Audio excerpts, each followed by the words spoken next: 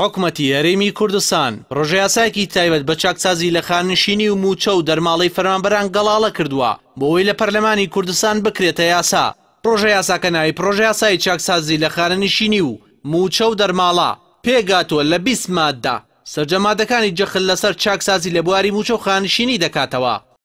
دەبێت خەڵکانی ناشایستە کە بە ناشایستەی خاننشینکراوە جیا بکرێنەوە. ئاماز ڕەحیم سکرتێری ئەنجومەنی وەزیران ئەوەی بڵاو کردووەتەوە بە بڕیاری ژمارە 129 ئەنجومەنی وەزیران پرۆژەکە پەسەند کراو ڕەوانەی پەرلەمان دەکرێت. ئەو کات میکانیزمی ئاشکرای بۆ دانراوە لە 90 ڕۆژی یەکەمی ساڵی دارایی 2018دا دەبێت بکەوێتە بواری جێبەجێکردنەوە. بەمەش هەم دادپەروەری و ئەم ڕەپارێکی زۆر دەگەڕێتەوە تا موچەی موچەخۆرانی شایستەی لێ بدرێت. ئەوەشی بڵاو کردووەتەوە ئەم پرۆژە گرنگە. پرۆژەکە ئەو بەشی حکومەت و پەرلەمان و دامەزراوەکانی چاودێری و نەزا و داواکاری گشتی و شورایە دەبێت هی سەرجەم حیزبەکانیش بێت بە دێرین و نوێوە. بەپێی مادەی یەکەمی پرۆژە یاساکە ناوی سەرجەمە و بندیوارانە دەبڕێت کە بە ناچاری و موچە و خانشینی وەردەگرن لە لیستی موچە ژناویان دەردێنرێت. هاوکات خەرجکردنی موچە و دەرماڵە و بەخشینی امتیازەکان بە شێوەیەکی دادپەروارانە ڕێک دەخات.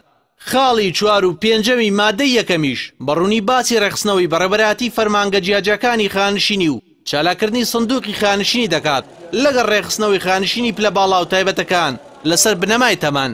سۆران عومەر ئەندامی لیژنەی دارایی پەرلەمانی کوردستان لەو بارەیەوە ئاماژە بۆ دەکات کە پرۆژەکە گرنگە و وتی وەک ئەندامی لیژنەی دارایی پێشتر من پرۆژەکەم ئامادە کردووە لە ساڵی 2015 و دراوە بە حکومەت. خۆشبەختانە حکومەت ئێستا و پرۆژەی کردووە بەی خۆی و ڕەوانەی پەرلەمانی دەکات. ئەوەش بەرامی ئەم خولەی پەرلەمانە. عەلی حەمە ساڵح جێگری سەرۆکی لیژنەی دارایی پەرلەمان هەر لەو بارەیەوە ئاماژەی بۆوە کردووە لە دوایمین ساتەکانی پەرلەماندا خەونێکم دێتە دی. وتی ئەوەی 8 ساڵە باسی دەکەم و ڕەخنەی لێدەگرم لە گەندەڵینی و موچەدا بەم پرۆژەیە 100 بۆ 120 ملیار دینار دەگەڕێتەوە خەزانەی دەوڵەت.